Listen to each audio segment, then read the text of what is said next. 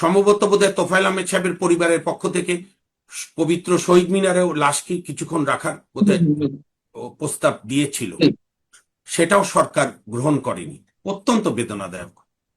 মানে স্বাধীন বাংলাদেশে তোফায়েল আহমেদ, আব্দুর রাজ্জাক, মতিয়া চৌধুরী, কিংবা ধরেন যারা বামপন্থী ছিল 60-এর দশকের, মোহাম্মদ ফরহাদ, সাইফুদ্দিন আহমেদ মানিক, শামসুদ্দোহা, সিরাজুল আলম খান, সুরজিৎ সেনগুপ্ত, বা এখন জীবিত আছেন আমির হোসেন আমু, মানে এদের মরদেহ শহীদ মিনারে যাবে না, এটা চিন্তা করা যায়, এদের মরদেহ শহীদ মিনারে যাবে না, এদের লাশের জানাজা পার্লামেন্টের সামনে দক্ষিণ প্লাজায় হবে না। আর পার্লামেন্টে অধিবেশনে, প্রথম অধিবেশনে এবার শোক প্রস্তাব গৃহীত হবে মতিউর রহমান নিজামী, আলী হাসান মুজাহিদ, মীর কাসেম, সালাউদ্দিন কাদের চৌধুরী, চিহ্নিত দণ্ডিত যুদ্ধাপরাধীদের। মানে আমার নিন্দা জানানোর ভাষা নেই। তবে আমি একটা ব্যাপারে আশাবাদী, ইতিহাস কাউকে ক্ষমা করবে না। আপনি শরীফ ওসমান হাদির যেটা আপনি সুন্দরভাবে বললেন, জানাজা, তোফায়েল আহমেদের জানাজা হবে না এই বাংলাদেশে, আমাদের তারপরও বলতে হবে এখানে গণতন্ত্রের সুবাতাস চলছে, এখানে মুক্তিযুদ্ধের চেতনায় সরকার চলছে, এটা বলতে হবে। আমরা হীরক রাজার দেশে আছি। আমি চ্যালেঞ্জ দিয়ে বলছি, দায়িত্ব নিই। জিয়াউর রহমান এরশাদ অনেক চেষ্টা করেছিল তোফায়েল আহমেদকে মন্ত্রী করার, প্রধানমন্ত্রী করার। এরশাদ তো প্রধানমন্ত্রীর অফার দিয়েছিল। ইউনূসের পাপের দায় যদি বিএনপি নেয়, এখন মনে হচ্ছে নিচ্ছে, এবং ইউনূসের কর্মকাণ্ড যদি বিএনপি কন্টিনিউ করে, তাহলে কে কে বিপদে পড়বে আমি জানি না, সবচেয়ে বিপদে পড়বে বিএনপি সরকার, আমি পরিষ্কার ভাবে বলছি। আমাদের দর্শক মানচিত্র নিয়মিত আয়োজন কথোপকথনে আজকে আমাদের সঙ্গে আলোচনায় যুক্ত রয়েছেন সুপ্রিম কোর্টের সিনিয়র আইনজীবী এবং রাজনৈতিক বিশ্লেষক সৈয়দ মামুন মাহবুব। মামুন মাহবুব, আপনাকে স্বাগত জানাচ্ছি আমাদের অনুষ্ঠানে। কয়েকটি বিষয়ে আপনার প্রতিক্রিয়া জানতে চাইবো, আপনার মূল্যায়ন জানতে চাইবো। প্রথমেই যে জিনিসটি জানতে চাই সেটি হচ্ছে যে মুক্তিযুদ্ধের অন্যতম সংগঠক, 69-এর গণঅভ্যুত্থানের মহানায়ক বর্ষীয়ান রাজনীতিবিদ তোফায়েল আহমেদ আমাদের মাঝ থেকে বিদায় নিয়েছেন। যে হত্যাকে কেন্দ্র করে অনেকগুলো বিষয়, মানে তার জানাজাকে কেন্দ্র করে অনেকগুলো বিষয় এর মধ্যে বিভিন্ন মহল থেকে সমালোচিত হচ্ছে। তার মধ্যে একটি হচ্ছে, আমরা দেখেছি একটা রেওয়াজ ছিল সাবেক কিংবা বর্তমান সংসদ সদস্যদের কেউ মারা গেলে তাদের জানাজাটা সংসদ ভবনের দক্ষিণ প্লাজায় অনুষ্ঠিত হতো। কিন্তু ডক্টর ইউনূস সরকারের সময় থেকে শুরু করে বর্তমানে যে বিএনপি সরকার রয়েছে, আওয়ামী লীগের রাজনীতির সঙ্গে যারা জড়িত ছিলেন, সাবেক মন্ত্রী, সাবেক সংসদ সদস্য, এমনকি মুক্তিযোদ্ধা সংসদ সদস্যদের ক্ষেত্রেও আমরা এ ধরনের কোনো আয়োজন দেখতে পাচ্ছি না। এমন ডক্টর ইউনূস সরকারের সময় তো মুক্তিযোদ্ধা মতিয়া চৌধুরীকে গার্ড অব অনার টুকরো প্রদান করা হলো না। এরকম আরো অনেক উদাহরণ রয়েছে। কেন এই রাজনৈতিক দন্যতা শুধুমাত্র আওয়ামী লীগ রাজনীতিতে নেই, এই কারণে কি সবকিছু ধসে পড়ছে আমাদের যে সংস্কৃতি ছিল? জি, ধন্যবাদ জনাব পান্না ভাই, আপনার এই অত্যন্ত বিশ্লেষণধর্মী অনুষ্ঠানে আমাকে আমন্ত্রণ জানানোর জন্য। আমিও বাংলাদেশের কোটি কোটি মানুষের মতো শোকাহত। আমাদের 69-এর গণঅভ্যুত্থানের মুকুটহীন সম্রাট। টাইমস ম্যাগাজিন 69 সালে লিখেছিল প্রিন্স উইদাউট ক্রাউন, যে গণঅভ্যুত্থানের সফল নায়ক তদানীন্তন ডাকসু ভিপি, পরবর্তীকালে জাতীয় নেতা, বঙ্গবন্ধুর রাজনৈতিক সচিবের দায়িত্ব পালন করেছেন গণ আন্দোলন সবকিছুতে। সেই বীর মুক্তিযোদ্ধা জনাব তোফায়েল আহমেদের মৃত্যুতে আমি গভীর আমার শোক জানাচ্ছি। রাজনীতিতে ক্রমান্বয়ে সভ্যতা, ভব্যতা বা মিনিমাম কালচার, মিনিমাম সৌজন্যতা, এইটা বিদায় নিচ্ছে ক্রমান্বয়ে। কিন্তু এইটার সর্বশেষ চূড়ান্ত ধ্বংস করেছে অনেক পাপের সঙ্গে একটা পাপ করেছে, মার্জনা করবেন, ডক্টর মোহাম্মদ ইউনূস। আপনি ঠিকই বলেছেন, আওয়ামী লীগ নেত্রীর পরিচয়ের বাইরেও 60-এর দশকের অগ্নিকন্যা মতিয়া চৌধুরী, বীর মুক্তিযোদ্ধা, তার কবরে গার্ড অব অনার দেয়নি, আপনার দক্ষিণ প্লাজায় তো জানাজা করতে দেয়নি, এবং কোনো পরিবেশের কথা না, সাধারণ মানুষ তখনও এনাদেরকে শ্রদ্ধা করতো, এখনো করে। এই যে ইউনূসের যে কালচার, ইউনূসের যে অপসংস্কৃতি, আমি খুব সরাসরি প্রশ্ন করতে চাই, ইউনূসের পাপের দায় কি এই সরকার নেবে? বিএনপি তাই কি তাদের সিদ্ধান্ত না? এবং সঙ্গে সঙ্গে গতকাল আমরা যা দেখলাম, তাতে কি ইউনূসের এই অপসংস্কৃতি বিএনপি সরকার কন্টিনিউ করতে চায়? আপনি আমাকে বলুন, যিনি এখন পার্লামেন্টের স্পিকার আছেন, তোফায়েল আহমেদের সঙ্গে মুক্তিযোদ্ধা, বীর বিক্রম, নিজেকে অত্যন্ত, হ্যাঁ, হাফিজউদ্দিন সাহেব অনেক গর্ব করে। হাফিজউদ্দিন সাহেব যদি উদ্যোগ নিত, যে লোকটা 9 বার পার্লামেন্টারিয়ান, বীর মুক্তিযোদ্ধা তোফায়েল আহমেদ, এরা এক একটা নামী প্রতিষ্ঠান, তার জানাজা আমি করাতে চাই, তাহলে কি তারেক জিয়া তাকে বহিষ্কার করতো বিএনপি থেকে? সে তো এমনিও বিএনপিতে নাই। এগুলো কি জানেন? এগুলো দলদাস দলবাজি রাজনীতির যে কুফল, আমরা আজকে তার চূড়ান্ত জায়গায় পৌঁছেছি। আমি তার সঙ্গে আমি ঘটনাক্রমে জানলাম, আপনি আপনি আমাকে আরো আলোকিত করতে পারবেন। সম্ভবত বোধহয় তোফায়েল আহমেদ সাহেবের পরিবারের পক্ষ থেকে পবিত্র শহীদ মিনারেও লাশকে কিছুক্ষণ রাখার বোধহয় প্রস্তাব দিয়েছিল, ঠিক। সেটাও সরকার গ্রহণ করেনি। অত্যন্ত বেদনাদায়ক। মানে স্বাধীন বাংলাদেশে তোফায়েল আহমেদ, আব্দুর রাজ্জাক, মতিয়া চৌধুরী, কিংবা ধরেন যারা বামপন্থী ছিল 60-এর দশকের, মোহাম্মদ ফরহাদ, সাইফুদ্দিন আহমেদ মানিক, শামসুদ্দোহা, সিরাজুল আলম খান, সুরজিৎ সেনগুপ্ত, বা এখন জীবিত আছেন আমির হোসেন আমু, মানে এদের মরদেহ শহীদ মিনারে যাবে না, এটা চিন্তা করা যায়, এদের কল্পনা মরদেহ করা যায়। শহীদ মিনারে যাবে না, এদের লাশের জানাজা পার্লামেন্টের সামনে দক্ষিণ প্লাজায় হবে না, আর পার্লামেন্টে অধিবেশনে প্রথম অধিবেশনে এবার শোক প্রস্তাব গৃহীত হবে মতিউর রহমান নিজামী, আলী আহসান মুজাহিদ, মীর কাসেম, সালাউদ্দিন কাদের চৌধুরী, চিহ্নিত দণ্ডিত যুদ্ধাপরাধীদের। মানে আমার নিন্দা জানানোর ভাষা নেই। তবে আমি একটা ব্যাপারে আশাবাদী, ইতিহাস কাউকে ক্ষমা করবে না। শোনেন, তোফায়েল আহমেদকে আমরা কি সম্মান দিলাম না দিলাম, সরকার কি করলো না করলো, তাতে তোফায়েল আহমেদের মতো ব্যক্তিত্বের কিছু আসে যায় না। বাংলাদেশের ইতিহাস লিখতে গেলে তোফায়েল আহমেদের নাম লিখতে হবে। 69-এর কথা বলতে গেলে তোফায়েল আহমেদের নাম লিখতে হবে। যা আমাদের স্বাধীনতার মহান স্থপতি শেখ মুজিবুর রহমানকে বঙ্গবন্ধু উপাধি দেওয়া, তোফায়েল আহমেদের নাম লিখতে হবে। আবার এই উপাধি আপনি জানেন নিশ্চয়ই, এইটা যে কয়েকজন মানুষ চয়েস করেছিল তাদের একজন ছিলেন দাদাভাই খ্যাত সিরাজুল আলম খান। হ্যাঁ, 72-এ উনি হয়তো জাসদ করেছেন, কিন্তু আমরা তো সিরাজুল আলম খান আওয়ামী লীগ আমলে মারা গেল, আমরা তো ওই সময় আওয়ামী লীগ থেকেও কোনো শোক করতে দেখলাম না। আপনি একটা কালকে টকশো করেছেন যে অভিমানী তোফায়েল ভাই, আপনি কি এটা মনে আছে পান্না ভাই? আওয়ামী লীগ আমলে যখন আব্দুর রাজ্জাক সাহেব মারা গেল, আওয়ামী লীগ থেকে কোনো মাইকিং করেনি, একটা চোঙ্গা ফোকায়নি 20 টাকা দিয়ে রিক্সা ভাড়া করে। তারপরও রাজ্জাক সাহেবের এই আমার হাইকোর্টের, আমি যেখানে আছি পাশে আমাদের ঈদগায় রেকর্ড পরিমাণ মানুষ উপস্থিত হয়েছিল। এখনো আমি মনে করি আমাদের দলীয় রাজনীতির এত সংকীর্ণতা, আওয়ামী লীগ ক্ষমতায় থাকলেও ততটুকু শোক আওয়ামী লীগ করত যতটুকু তাদের হাইকমান্ড অ্যালাউ করে। অর্থাৎ আমরা কেউ আছি মুক্তই হতে পারছি না দলীয় সংকীর্ণতার থেকে, সুপারম্যানকে খুশি করার জন্য বা সুপারওম্যানকে। আর বিএনপি যেটা করলো, এনারা নতুন রাজনীতি শুরু করতে চায়, এনারা সৌহার্দ্যের রাজনীতি। আপনি সব বাদ দেন, বাংলাদেশ মুক্তিযুদ্ধের ইতিহাস লেখা হবে না তোফায়েল আহমেদের নাম ছাড়া। সেই তোফায়েল আহমেদ তো এখন, সেই তোফায়েল আহমেদের আপনি আপনি বলেন 15ই আগস্টে বঙ্গবন্ধুর মৃত্যুর পরে তোফায়েল আহমেদরা কেউ পালিয়ে গিয়েছিল ভাই? রাজ্জাক সাহেব জেলে ছিল 32 মাস, তোফায়েল সাহেব ছিল 36 মাস। তোফায়েল সাহেবের মাকে সেনাবাহিনী লাথি মেরে ফেলে দিয়েছিল। তোফায়েল সাহেব কি নির্যাতন! এবং আমি চ্যালেঞ্জ দিয়ে বলছি, দায়িত্ব নিই, জিয়াউর রহমান এরশাদ অনেক চেষ্টা করেছিল তোফায়েল আহমেদকে মন্ত্রী করার, প্রধানমন্ত্রী করার। এরশাদ তো প্রধানমন্ত্রীর অফার দিয়েছিল, তোফায়েল আহমেদের হতে পারতো না? এই যে কত বড় বড় নেতারা হয়েছে না সেখানে। আওয়ামী লীগ 2009 সালে তোফায়েল আহমেদকে, যেহেতু উনি সংস্কারের প্রস্তাব দিয়েছিল, ওনাকে কোণঠাসা করে ওনার বদলে কাকে আনলো ভোলা থেকে, যিনি 18 বছর জাতীয় পার্টি করেছে। তো যাই হোক, এগুলো স্মৃতিচারণ আজকের এই বেদনার দিনে করতে চাই না, কিন্তু আমি মনে করি বাংলাদেশের মানুষ মনে রেখেছে। গতকাল তাকোয়া মসজিদে যে জানাজা হয়েছে এত বাধার মধ্যেও, এবং আমার শুনে খুব আমি ক্ষুব্ধ প্রতিক্রিয়া জানাচ্ছি, ওখান থেকে বোধহয় 2-3 জনকে গ্রেপ্তার করেছে পুলিশ। আমি 15 থেকে 20 জন আটক করা হয়েছে, 15 থেকে 20 জন আটক করা হয়েছে। এর চাইতে বেদনাদায়ক এবং এর চেয়ে নিন্দার। এবং আমি জানি না বিএনপির 100 দিন পার হয়েছে, বিএনপি কোন দিকে যেতে চায়, নিজে নিজেই ডুবতে চায়। কোন দল ডুবলো না ডুবলো আমি বিন্দু মাত্র অরিড না, দল ডুবুক ভাসুক, কিন্তু আমার দুঃখ হচ্ছে বাংলাদেশ ডুবছে। বাংলাদেশে যে মিনিমাম সভ্যতা ভব্যতা ছিল।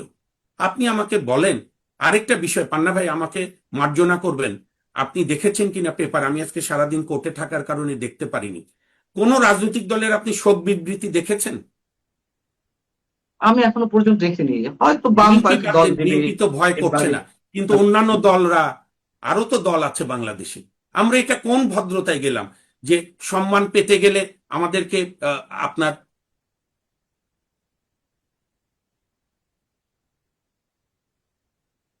ভাই মিউট হয়ে গেছে। মামুন ভাই মিউট হয়ে গেছে। মামুন ভাই শোনা যাচ্ছে না, মিউট হয়ে গেছে, মিউট।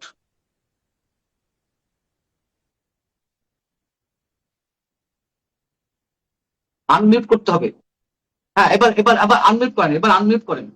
জি, হ্যাঁ, দুঃখিত। হ্যাঁ, আপনি হ্যাঁ, ঠিক বলেন আছে। এখন কি নিয়ম জাতীয় নেতাদের মৃত্যুর সময় তার দলকে ক্ষমতায় থাকতে হবে, তাহলে রাষ্ট্রীয় মর্যাদা পাওয়া যাবে?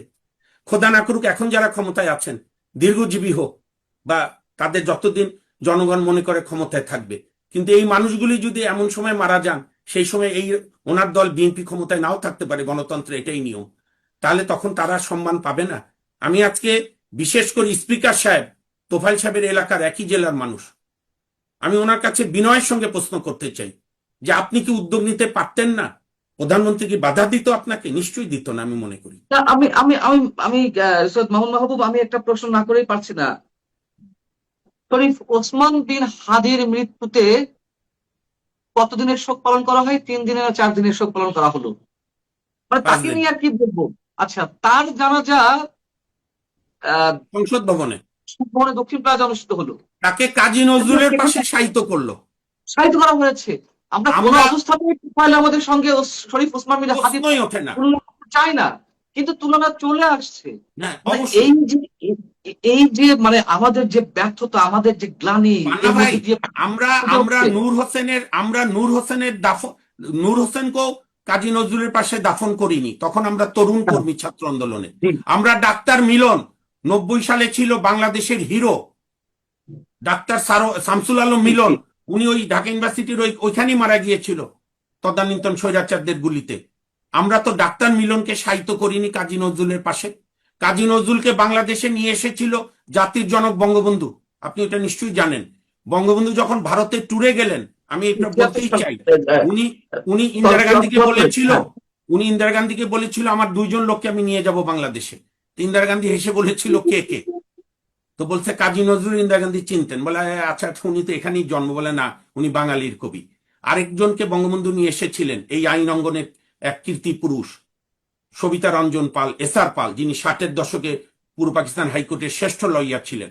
ইন্দিরা গান্ধী চিনতেন। ইন্দিরা গান্ধী বলে যে ওনার প্রতি আপনার কেন? তো বঙ্গবন্ধু বলছিল উনি নিপীড়িত মানুষের পক্ষে ওকালতি করে। তো ওই 2 মানুষকে বঙ্গবন্ধুর সাথে নিয়ে এসেছিল। যে কাজী নজরুল কারো সঙ্গে কারো কম্পেয়ার হয় না, সেখানে কাজী নজরুলের পাশে দাফন করার যে পাপ, আমি স্পষ্ট বলতে চাই, ডক্টর ইউনূস, ডক্টর আসিফ নজরুল সহ জুনিয়র সিনিয়র সমস্ত আসিফরা করেছে, এই পাপের একদিন বিচার হবে। আমি আরেকটা বিষয় আপনার দৃষ্টি আকর্ষণ করছি, যেহেতু আপনি সিনিয়র আইনজীবী, দেশের একজন অন্যতম প্রখ্যাত আইনজীবী, কেন এই মানুষগুলোকে আটক করতে হলো? তোফায়েল আহমেদ সাহেবের জানাজা থেকে প্রায় 15 থেকে 20 জনকে আটক করা হয়েছে। অপরাধ কি? তারা জয় বাংলা স্লোগান দিয়েছে এবং পুলিশের ভাষ্য মতে তারা বিশৃঙ্খলা সৃষ্টির চেষ্টা করেছে। মানে বিশৃঙ্খলাটা কি? তারা কারো উপর হামলে পড়েছে, তারা কোনো কিছু ভাঙচুর করেছে, তারা পরিবেশ অস্থিতিশীল করেছে? তারা তো শুধুমাত্র জয় বাংলা স্লোগান দিয়েছে। তো তোফায়েল আহমেদের জানাজা বা এই ধরনের কোনো অনুষ্ঠানে তারা জয় বাংলা স্লোগান দেবে নাকি বাংলাদেশ ইনকলাব, ইনকলাব জিন্দাবাদ স্লোগান দিবে? আর এই স্লোগান দেওয়ার অপরাধে একের পর যে এক ঘটনা আমরা দেখতে পাচ্ছি। এর মধ্যে অনেককে আটক করা হয়েছে। সেই শামসুন্নাহার হলের সাবেক ভিপি ইমিকে ইনি গ্রেফতার করা হলো, আরো কয়েকজনকে গ্রেফতার করা হলো জাতীয় স্মৃতিসৌধে ফুল দিতে গিয়ে 26শে মার্চে। তুফাইল আহমেদের জানাজা থেকেও কয়েকজনকে আটক করা হলো। আর এইগুলো কি বিএনপির জন্য খুব ভালো হচ্ছে নাকি? বিশেষ দেখেন, জি, জি, না, আপনার প্রশ্ন। মানে আমি বলছি যে বিশেষ কোনো শক্তি ঘাপটি মেরে হুম, আছে কিনা হুম, প্রশাসনের হুম। মধ্যে, নাকি এগুলো বিএনপি করছে, বিএনপির শীর্ষ নেতৃত্ব ইঙ্গিতে এগুলো হচ্ছে? আমি আমি বিশ্বাস করতে চাই এগুলো করছে এই সরকারের মধ্যে যে গুপ্ত জামাত আছে। এবং আমার আমার যে পড়াশোনা, স্টাডি, বা একে অপরকে দেখার সৌভাগ্য, এবং কালকে একটা টক শোতে আমার এক কলিগ, বিএনপির সাবেক এমপি, উনি বলেছে ওনার দলকে জামাত মুক্ত করতে হবে। তা আমি সেই প্রসঙ্গে গেলাম না। সরকার কালকে যেটি করেছে অত্যন্ত ঘৃণিত কাজ, ন্যাক্কারজনক কাজ। আমি জয় বাংলা স্লোগান দিচ্ছি আপনার সামনে, এবং রাস্তায় আমি ঠিক করেছি এরপরে যে কোনো জাতীয় দিবসে আমরা আমরা যে যাই বিভিন্ন সময়, আমরা জয় বাংলা স্লোগান দেব। জয় বাংলা আমার মুক্তিযুদ্ধের স্লোগান। হ্যাঁ, জয় বঙ্গবন্ধু মুক্তিযুদ্ধের স্লোগান না, বঙ্গবন্ধু নিজেও তখন দিতে দেননি। এবং এই প্রসঙ্গে একটা বলে রাখি, বঙ্গবন্ধু বাংলাদেশে ফিরে আসার পর তাজউদ্দিন আহমেদকে পরিষ্কার বলেছিল যে কোনো প্রতিষ্ঠানের নাম আমার নামে রাখবি না, উনি তো তুই করে বলতেন। এবং বঙ্গবন্ধু বেঁচে থাকতে কিন্তু বঙ্গবন্ধুর নামে কোনো প্রতিষ্ঠানের নাম হয়নি। যেটা গুলিস্তানে বঙ্গবন্ধু এভিনিউ, সেটা বঙ্গবন্ধু আসবার আগেই তাজউদ্দিন আহমেদ সাহেবরা সিদ্ধান্ত নিয়ে রেখেছিল। সেখানেও ট্র্যাজেডি দেখেন। আমি সেদিন গুলিস্তানে রমনা ভবনে আমি প্যান্ট শার্ট কিনতে গিয়ে দেখি সেটার নাম রেখেছে আসিফ নজরুলরা আবরার এভিনিউ। কোথায় আবরারের ভূমিকা? আবরারের জন্য দরকার হলে বুয়েটের সামনে রাখেন। বঙ্গবন্ধুর সঙ্গে আপনি আবরারকে কম্পেয়ার করছেন। আপনি শরীফ ওসমান হাদির, যেটা আপনি সুন্দরভাবে বললেন, জানাজা, তোফায়েল আহমেদের জানাজা হবে না এই বাংলাদেশে। আমাদের তারপরও বলতে হবে এখানে গণতন্ত্রের সুবাতাস চলছে, এখানে মুক্তিযুদ্ধের চেতনায় সরকার চলছে, এটা বলতে হবে। আমরা হীরক রাজার দেশে আছি। হীরক রাজা বলেছিল না যে বিদ্যালয় পুড়িয়ে দাও, পুস্তক জ্বালিয়ে দাও, মাস্টারকে হত্যা করো। কেন? এরা যত পড়ে তত কম জানে, তত কম মানে। হীরক রাজা সেই সত্যজিতের ঐতিহাসিক সৃষ্টি, সত্যজিৎ রায়। যত কাজে বেশি আমার পড়ে তত বেশি জানে, তত কম মানে। তত কম মানে। তারপরে বলেছিল খেতে নেই, অধিক খেলে ক্ষতি হয়, হীরকের রাজা ভগবান। এই যে তারপরে তো স্লোগান ছিল দড়ি ধরে মারো টান, রাজা হবে খান খান। তো এখন আমি বিএনপি সরকারের কাছে প্রশ্ন করতে চাই। এক হলো, আপনারা দক্ষিণ প্লাজায় জানাজা করার পারমিশন দিলেন না। শহীদ মিনারে আপনার ভয় কি? তোফায়েল আহমেদের লাশ শহীদ মিনারে রাখলেন। আপনি কি এই ভয় করছেন যে এই যে জামাত এবং জামাতের যে যুব শাখা, ওর নাম কি, এনসিপিরা বেয়াদবি করবে? প্রথম কথা, ওই দুঃসাহস দেখাবে না, দেখালে বাংলাদেশের জনগণ প্রতিরোধ করবে। আপনি তোফায়েল আহমেদকে সম্মান দেবেন না। আপনি বলে দেন যে আপনি মুক্তিযুদ্ধ মানেন না, বলে দেন না ভাই, ক্লিয়ার করে। যেমন আমার জামাতকে একটা প্রসঙ্গে ভালো লাগে, ওরা বলে মুক্তিযুদ্ধ ঠিক হয়নি, সেদিনও বলছে যে এটা ভারতের সঙ্গে যুদ্ধ হয়েছে। বিএনপি সেটা বলুক, তাহলে আমরা বুঝে যাব বিএনপি কি চায়। বিএনপি যদি বলে আমি মুক্তিযোদ্ধার দল, এই তোফায়েল আহমেদ তো, তোফায়েল আহমেদের বাসায় দিনের পর দিন প্রয়াত রাষ্ট্রপতি জিয়াউর রহমান বসে থাকতেন, নানা কাজে যেত, এটা দোষের কিছু না। কারণ তোফায়েল আহমেদ ছিল বঙ্গবন্ধুর রাজনৈতিক সচিব। Ziaur Rahman deputy army chief হিসেবে নানা বিষয়ে যেতেই হতো। এবং আমার বিশ্বাস জিয়াউর রহমান বেঁচে থাকতে তোফায়েল আহমেদকে কোনোদিন অসম্মান করেনি, হয়তো গ্রেপ্তার হয়েছে রাজনৈতিক কারণে। তা আপনি সেই তোফায়েল আহমেদকে সম্মান দেবেন না? আপনি মতিয়া চৌধুরীকে সম্মান দেবেন না? আর প্রথম কথা, আওয়ামী লীগের কি বিচার হয়েছে? আওয়ামী লীগের কোন নেতা, আমি আজকে এই প্রশ্ন করি, আওয়ামী লীগের কোন নেতার বিরুদ্ধে, ধরেন শেখ হাসিনা বা আসাদুজ্জামান খান কামালের যে একটা ক্যাঙ্গারু কোর্টে বিচার হচ্ছে, ওই প্রসঙ্গ বাদ দিয়ে দিলাম, তোফায়েল আহমেদের কোন মামলায় তোফায়েল আহমেদ কি দণ্ডিত ব্যক্তি? তোফায়েল আহমেদের বিরুদ্ধে, তোফায়েল আহমেদ তো আওয়ামী লীগের মতো ব্রাত্য জন, উনি সাহস করে সৎ কথা বলতেন দেখি। এ প্রসঙ্গে আমি কেন, বাংলাদেশে এই মুহূর্তে যে কটি রাজনৈতিক দল রয়েছে বা যে রাজনীতিবিদেরা রয়েছে বর্ষিয়ান বা সিনিয়র, তুফাইল আহমেদ মাপের আর কোন রাজনীতিবিদ কি এই মুহূর্তে আছে? আজকে আমি একটু জানতে চাই, আমার মতে তো নেই তার মাপের মতো আমি একটা বলি পান্না ভাই, এই যে আপনি আমাকে সুযোগটা দিলেন, অসংখ্য ধন্যবাদ। আমাদের বাংলাদেশের ইতিহাসে কিন্তু গর্বের দশক হচ্ছে 60-এর দশক। 60-এর দশকের যে ছাত্র নেতারা, আমি আপনাকে সহজ করে বলে দিই, 62 শিক্ষা আন্দোলন থেকে শুরু করে দুটি ছাত্র সংগঠন বাংলাদেশের ইতিহাসে একটা গৌরবের শেপ তৈরি করেছিল। একটি হচ্ছে তদানীন্তন পূর্ব পাকিস্তান ছাত্রলীগ, তার সঙ্গে আরেকটি পূর্ব পাকিস্তান ছাত্র ইউনিয়ন। তাহলে ছাত্রলীগের নেতা কারা ছিল? শেখ ফজলুল হক মনি, সিরাজুল আলম খান, আব্দুর রাজ্জাক, কাজী আরেফ, পরবর্তীতে তোফায়েল আহমেদ, আসম আব্দুর রব, হেন্সফোর্ড। ছাত্র ইউনিয়নের কারা ছিল? মোহাম্মদ ফরহাদ, সাইফুদ্দিন মানিক, শামসুদ্দোহা, নুরুল ইসলাম নাহিদ, মুজাহিদুল ইসলাম সেলিম, পরবর্তীতে অনওয়ার্ড। সেলিম ভাইকে বলা যায় 70-এর পরে, উনি এনাদের চেয়ে একটু জুনিয়র। তো সেই হিসাবে শেষ প্রতিনিধি হচ্ছে আমাদের তোফায়েল ভাই ছিলেন, আর তো কেউ বেঁচে নাই। রাজ্জাক ভাইকে আমরা বহু আগে হারিয়েছি, সিরাজুল আলম খানকে আমরা হারিয়েছি, শেখ মনি তো হত্যাকাণ্ডের শিকার হয়েছেন, ফরহাদ ভাই মারা গেছেন। এই মানুষটাকে আমরা, আমি তো এখানে বলবো যে এই যে সমাজে যে নানা বুদ্ধিজীবীরা আছে, ইভেন আমরা আইনজীবী হিসেবে আমারও ব্যর্থতা। আমরা তো একটা নাগরিক কমিটি করে, বা এখন আমি উদ্যোগ নিতে চাই, একটা নাগরিক শোকসভা হওয়া দরকার শহীদ মিনারে তোফায়েল আহমেদের জন্য। আমি আপনার এই অনুষ্ঠানের মাধ্যমে উদাত্ত খোলা মনে আহ্বান জানাতে চাই, বাংলাদেশে বিশ্বাসী, মুক্তিযুদ্ধে বিশ্বাসী, 71-এর গৌরব গাথায় বিশ্বাসী, 69-এর শহীদ মতিউর আসাদের প্রতি ন্যূনতম শ্রদ্ধা যাদের আছে, আসুন আমরা একটা নাগরিক শোকসভা করি তোফায়েল আহমেদের স্মরণে, আমাদের পবিত্র শহীদ মিনার, যেটা বাঙালির তীর্থ কেন্দ্র অন্যতম। আমরা একটা শোকসভা করা উচিত। আমি আরেকটা প্রশ্ন করতে চাই আপনার কাছে, মানে যে এই যা যা কিছু হচ্ছে ডক্টর ইউনূস সরকারের সময় যা হয়েছে, তার অনেক কিছু কন্টিনিউশন এখনো পর্যন্ত রয়েছে, এগুলোর মধ্যে দিয়ে কি বিএনপি খুব বেশি লাভবান হচ্ছে, নাকি বিএনপির জন্য বুমেরাং হয়ে উঠতে পারে?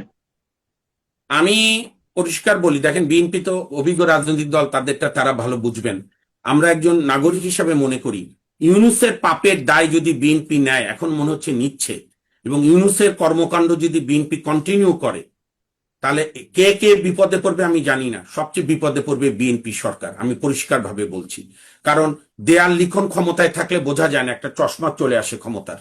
আমি সারা দেশে মানুষের যে ক্ষোভ দেখছি, পান্না ভাই আপনাকে আমি একটু বিনয়ের সঙ্গে স্মরণ করাই, ইউনূস তো রাষ্ট্র ক্ষমতা ছাড়ার আগে পরে বহুবার বিদেশ গেছে, কোনোবার এত প্রশ্ন উঠেছিল ভাই?